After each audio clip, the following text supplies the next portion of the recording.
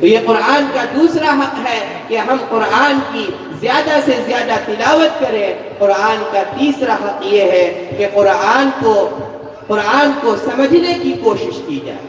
قرآن صرف اس لیے نازل نہیں ہوا کہ ہم اس کو جو ہے طاقوں میں سجائیں اور ہم جو ہے اس کو ایک بابرکت چیز سمجھیں، بلکہ قرآن کا تیسرا حق یہ ہے کہ اس کو سمجھنے کی کوشش کی جائے، اور قرآن کا چوتھا حق یہ ہے کہ اس پر ہم عمل کریں، اور قرآن کا پانچواں حق یہ ہے کہ ہم نے جو سمجھا ہے، قرآن ہم کو جو بتاتا ہے، ہم دوسروں تک اس کو پہنچانے کی کوشش کریں۔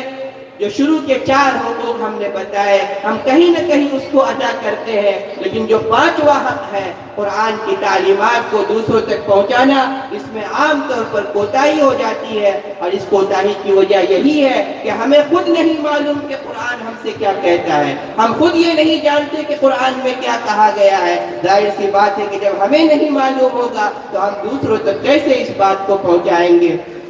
تو یہ قرآن کے 5 حقوق ہیں، ہم میں سے ہر مسلمان کوشش کرے کہ قرآن کے ان حقوق کو ادا کرے، اور قرآن کے بارے میں فرمایا گیا کہ قرآن ایسا سفارشی ہے کہ اس کی سفارش قبول کی جائے گی، اور ہر مسلمان یہ کوشش کرے کہ ان 5 حقوق کو ادا کرے۔ ابھی ہمارے سامنے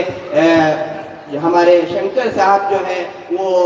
اللہ کے رسول صلی اللہ علیہ وسلم کے صفات میں نعتیہ اشعار پڑھ رہے تھے۔ میں یقین کے ساتھ کہہ سکتا ہوں کہ ہم میں سے بہت سے ایسے ہوں گے جن کو اتنے اشعار معلوم نہیں ہوں گے اور یاد نہیں ہوں گے، اور ان کی یہ آرزو بھی ہے کہ وہ بھی مدینہ جائیں اور مدینہ دیکھیں۔ میں ان سے یہی درخواست کروں گا کہ ہر ملک کا ایک قانون ہوتا ہے، مدینہ جانے کا بھی قانون یہ ہے، ایک سرٹیفکیٹ ہے، وہ آپ حاصل کر لیں، انشاءاللہ آپ ضرور وہاں جائیں گے، اور وہ سرٹیفکیٹ ہے لا الہ الا اللہ محمد الرسول اللہ۔ ہم آپ کے لیے دعا کرتے ہیں، اور اسی پر میں اپنی بات کو ختم کرتا ہوں۔ وآخر دعوانا ان الحمد للہ رب العالمین۔